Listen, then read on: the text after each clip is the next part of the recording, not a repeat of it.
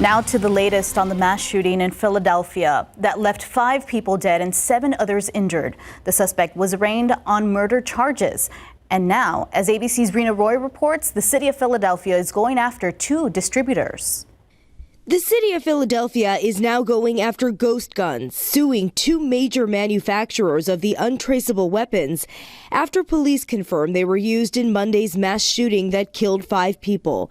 One was an AR-15, the other was a 9mm. We've confirmed through our lab both of those weapons were privately made firearms. The privately manufactured gun parts are sold unassembled.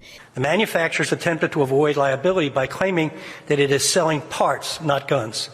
But the gun kits they sell can be assembled in minutes by virtually anyone. The alleged gunman, 40-year-old Kim Brady Carricker, faced a judge for the first time Wednesday, denied bail on more than 30 charges, including 5 counts of murder. Carricker didn't enter a plea. Josephine Wama lost her twin brother Joseph. It's hard to wake up from this. I don't understand how someone can just do that to my brother. Prosecutors revealing that Carricker's roommates told investigators he had been acting odd before the shooting, wearing a bulletproof vest around the house and allegedly writing a will just days before. They all described that he was becoming more and more agitated over the last couple of days. So far, no motive has been revealed in this case. The suspect's grandmother tells ABC News in a statement, "I don't know why he did what he did. Something must have happened to him to make him do that." Rena Roy, ABC News, New York. Nearly half of the tap water in the U.S. is contaminated with chemicals known as forever chemicals. That's according to a new study from the U.S. Geological Survey. Scientists estimate at least 1 forever chemical could be detected in 45% of U.S. drinking water samples, and the number of people drinking contaminated water may be even higher than what the study found. That's because the researchers weren't able to test for all the different types of synthetic chemicals. There's more than 12,000 types of those chemicals, and they're considered dangerous to human health. Exposure is linked to cancer, obesity, thyroid disease, high cholesterol, decreased fertility, liver damage, and hormone suppression. Study says if you want to boost the benefits of your workout, get a good night's rest. British researchers looked at people's exercise habits and the amount of sleep they got on average over a decade. They found that those who did high-intensity workouts but slept less than 6 hours a night had faster overall cognitive decline than short sleepers who exercise infrequently. In general, people who had higher levels of physical activity and slept between 6 and 8 hours per night had better cognitive function as they aged. Researchers say this shows that regular exercise might not always be sufficient to counter the long-term effects of lack of sleep, and that the two go hand in hand for better health. Clinical overuse of marijuana is linked to a variety of complications after major elective surgery. It's according to a University of Texas Health Science Center study. Complications include blood clots, stroke, breathing difficulties, kidney issues, and death. Previous studies found smoking marijuana impacts blood flow to the brain and body, contributes to airway blockages, and raises blood pressure and heart rate, which can make recovery from surgery more difficult. If heading out of the country, you'll need to plan ahead. Right now, estimated processing time for a passport is 10 to 13 weeks. You can speed that up to 7 to 9 weeks by paying $60 for an expedited process. The State Department says it's working to process applications faster, but officials don't expect to get back to pre-pandemic processing times until the end of the year. An online renewal system that millions of current passport holders could use is expected to launch by the end of the year. All right, Justin, the rain is coming, which is desperately needed, but I'm more happy about the fact that we're getting a slight break from triple digits. Yeah, it really is nice considering we're still in the 80s right now. And I think any sort of rain we see today will help to keep temperatures down just a little bit. I mean, we may still see some 90s on the map, but it's not the upper 90s. It's not the triple digits. And yeah, the rain is a great benefit too. So let's look at the 12-hour rainfall, what we've seen so far, and where you see some of those green colors, and this is radar estimated, so these are not exact numbers, but where you see some of these green colors, that represents where we've seen some of the heaviest of the rain. And that's been right around Hondo, where we're estimating a little over an inch of rain there, maybe over a half an inch. That's near Medina Lake. And then as you get onto the northwest side of San Antonio, perhaps up to about half an inch of rain there. So there are some spots where we've seen some decent rainfall totals. Now, as you look at the kind of the east half of San Antonio here, not much. And I know you're saying, well, When's our rain going to come? We do have some more showers on the radar that are trying to develop, and possibility is there for some more activity as we get into the afternoon hours, especially as kind of this area develops. We'll see that maybe work north and west. Nothing that's going to be very heavy, but about a 40% chance of rain going into the afternoon. Temperatures, again, topping out somewhere there in the low 90s. Most of this calms down by the evening hours, and we'll take out rain chances by tonight, and tomorrow looks much quieter and drier, and it gets hotter over the weekend. We're going to talk more about that forecast for you here in just a few minutes. Guys. Thanks for that, Justin. Now, the ongoing war in Ukraine now reaching a critical point as Ukraine's counteroffensive is gaining ground as they fight to regain their territory. Meanwhile, the Russian onslaught continues. ABC's Ika Jachi explains the destruction left behind by a Russian missile strike in a Lviv neighborhood. A rare deadly attack on western Ukraine. Ukrainian officials say Russia fired cruise missiles at a residential area in the city of Lviv, killing at least 5 people and injuring at least 40 others. Ukraine's Air Force reporting it intercepted 7 of the 10 cruise missiles Russian forces fired on the city from the Black Sea. This drone video, shared by Ukrainian President Volodymyr Zelensky, shows the extent of the destruction. But even as Russia's attacks persist, Ukraine's military making steady progress in their counteroffensive, with military commanders saying they are making gains in Bakhmut and other areas. ABC News was with Ukrainian troops near the front lines in Bakhmut as they used U.S.-made howitzer artillery guns to shell Russian positions. ABC's Martha Raddatz sitting down with President Zelensky, who says the counteroffensive is going to plan, but telling us the long-awaited U.S. F-16 fighter jets could be crucial in the battle. You still don't have those F-16s, and there are other weapons you want as well. Can you succeed without them? F-16s or any other equipment that we do need will give us an opportunity to move faster, he said, to save more lives, to stand our ground for a longer time.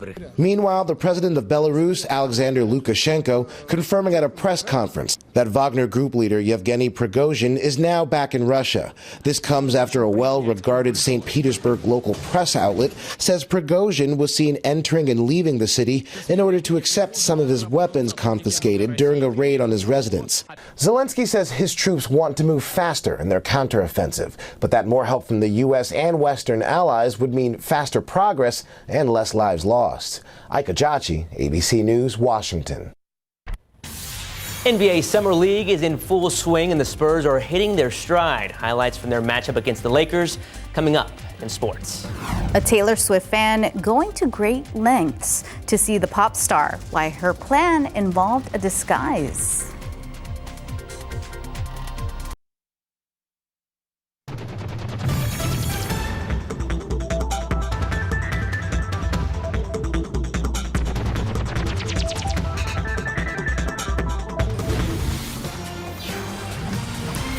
Welcome back. Your time 12:38. And no, it's not Halloween. Well, you just missed it. There's a person there. It is. It's not a person dressed up as a ghost. It's a Taylor Swift or Swiftie legend. A woman hid her identity so her boss wouldn't see her skipping work to go to a Taylor Swift concert. CNN's Jeannie Mose has a look at the viral moment as the woman in disguise stopped for an interview with a reporter.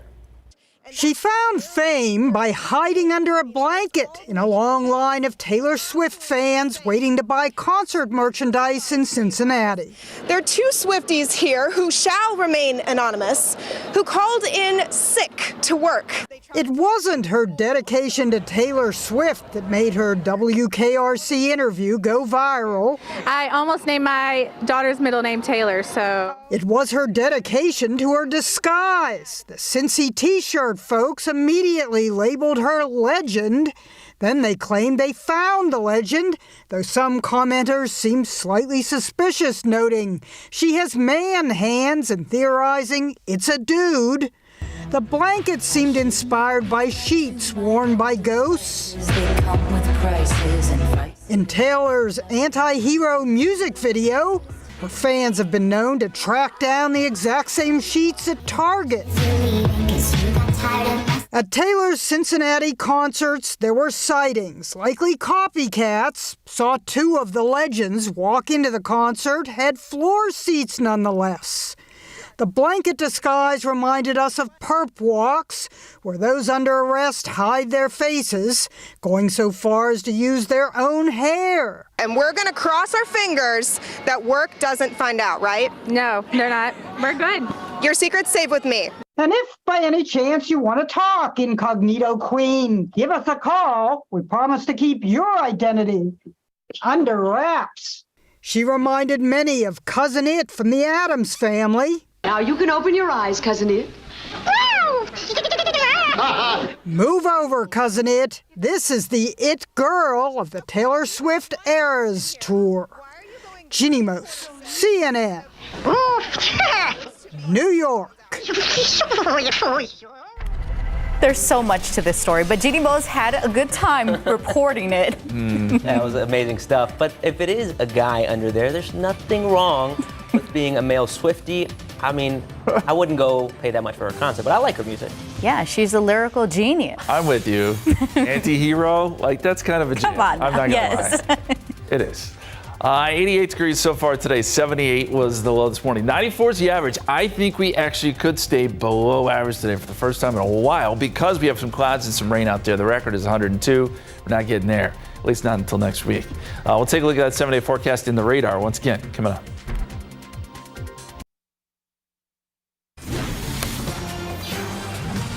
Welcome back. I'm happy it's Thursday. Friday Junior. Friday Junior. But the heat continues, and for the next few days, we're going to see that heat continuing. Yeah, to continue. We got a little bit of a break thanks to the rain, but it's not going to be cloudy all day, right? It's going to clear out at some point. We'll see some peaks of sun, although I will tell you, I think we'll see more clouds today than we will going forward. Today's kind of our day, honestly. If you want to see some rain, you want to see some cooler temperatures, today is the day, and then as we get into tomorrow, things will start to ramp up. We'll get the heat really back in place. Let's start with the radar again because we're starting to see some new development. We've got one little shower that's developed on the east side of San Antonio, and we're noticing some more development out towards Gonzales and just south of Floresville. This is encouraging because we may get another kind of wave of showers working through San Antonio, and right now we're looking at mostly cloudy skies. So yes, that is helping with temperatures. So let's zoom in on this one shower here that we have along Highway 87 near China Grove. Just newly developed. We'll put it into motion for you, and you can see that it's working north and west. So this will pass through China Grove, work its way up towards I-10 and 410 area. And again, that's the nature of this activity today. These are small, geographically speaking, small showers that will put down some brief heavy rain and then move right along. Maybe a lightning strike here or there, but nothing as far as severe weather goes. And as we zoom out a little bit more, yeah, we're starting to get a little bit of development there around Floresville, noticing a new shower there in Atascosa County. Another one just in the far western reaches of Gonzales County. All of this to say, we're going to see some more spotty showers, and I think these are going to work their way into San Antonio the next couple of hours. So keep the umbrella with you. Be prepared. If you're driving, you may have to drive through one of these downpours, and you'll have to use the windshield wipers on high for 30 seconds, and then you'll pass right through, and these showers will move along. But great to see them on the radar, and here's why we're seeing all this.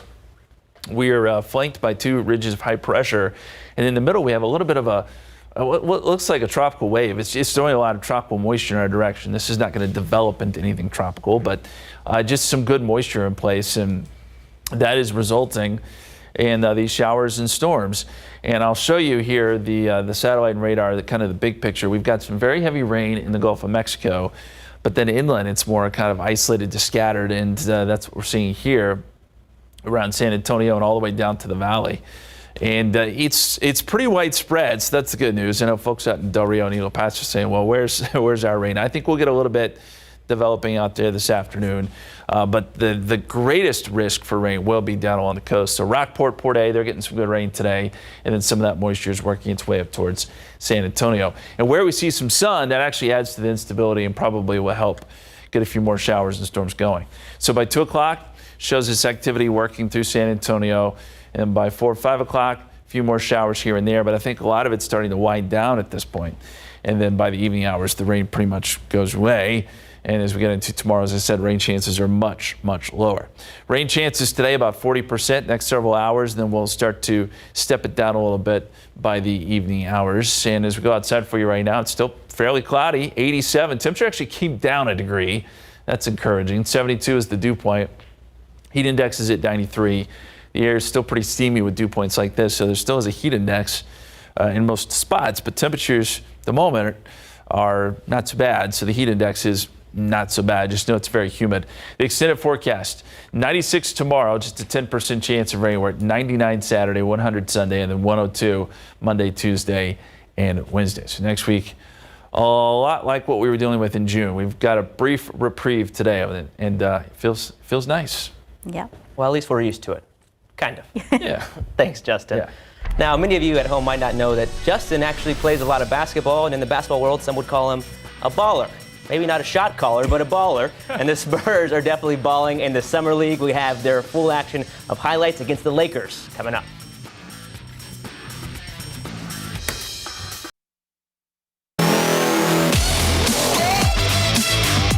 The Spurs played their second and final game in Sacramento, taking on the Lakers last night. This is one of last year's first-round draft picks, Malachi Branham, going down the lane for the bucket and the foul. Then Julian Champagnie having another big night. The Spurs were up 5 at halftime, 55-50. Come the third quarter, check out this dunk by Blake Wesley right down the middle. That tied the game at 60. Spurs end up winning this one by 10. That final score, 109-99. Let's take you inside the locker room with our very own Larry Ramirez. All right, I'm here with Malachi Branham. And Malachi, first of all, how did it feel to be back tonight with your teammates? Yeah, it felt good. It felt good. You know, I was sitting down the first game, but it felt amazing to be out there with my teammates. And then you opened the scoring, driving between two bigs, getting the layup and the hoop. Talk about that and the foul. Yeah. You know, that's just, you know, me concentrating, getting to the and one. You know, a lot of work in the weight room.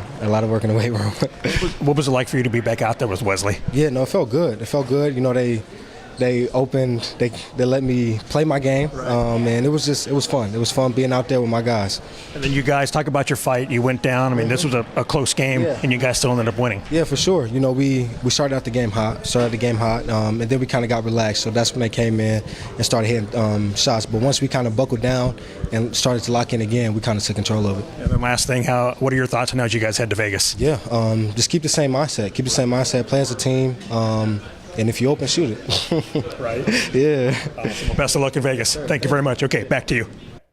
Weight room, strong man, strong bucket. And Summer League continues. Spurs take on the Hornets tomorrow night at 8. And just in case you're wondering how excited people are to see Victor Wembanyama, it's not just Spurs fans, but all basketball fans. According to the NBA, tomorrow night's matchup between the Spurs and the Charlotte Hornets in Vegas sold out. Welcome to the Wemby effect. Tomorrow will be Wembanyama's first game in a Spurs uniform.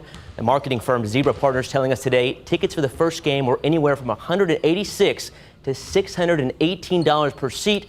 I think that's Taylor Swift type ticket sales. The NBA tickets telling us those ticket holders to get there early to their seat. The Thomas and Mack Center hold just under 19,000. And according to ESPN, the Spurs are completing a three-way trade with the Celtics and Mavs. The Spurs are getting Reggie Bullock from the Mavs and an unprotected first-round pick in 2030. Bullock is 38% from the three-point line, averaged just over 7 points a game last season, and is 32. He's a 10-year vet and will make $10 million this year. The Mavs get Grant Williams and the Celtics a couple of picks.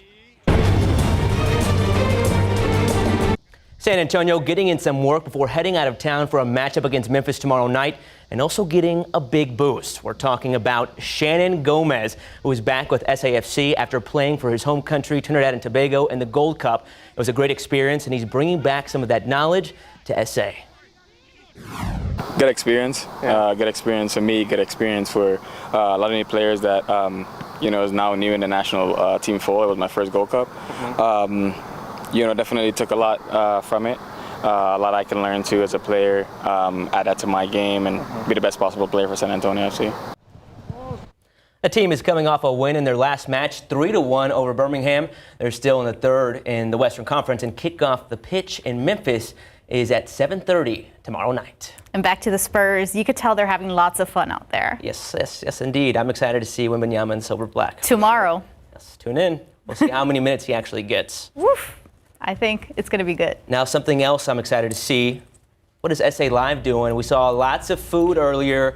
I haven't eaten. Do I need to go down to Market Square? Yes. Well, yeah, because you know what today is? National Fried Chicken Day. Yes! Yes, indeed. And Gold Feather Birds and Beers here, and check out some of the fried chicken we have. And to talk about the beer portion of that, Zandy Garcia, what's going on with these growlers? This is a great deal. It is. So we have the $8 growlers, and just fill it up for $10 every time you bring it in. $10. $10. Four pints. Yeah. Select beers, $10. Love that. Hey, speaking of fried chicken, white meat, dark meat. That Big is question. what we want to know today. So weigh in at SA Live KSAT on Facebook and Twitter. Okay, right now 75% white meat, 25% dark meat. All right, Jen, this has nothing to do with chicken, but is out there with some great crafts. Hey, but that sounds delicious. You're making me hungry. Yes, you want to get creative this summer here at J. Phillippus Art Gallery and Studio. They have classes and camps. Take a look at this. Jeannie's joining us now to show us one of the techniques. What is this called? This is called a swipe technique with acrylic paint.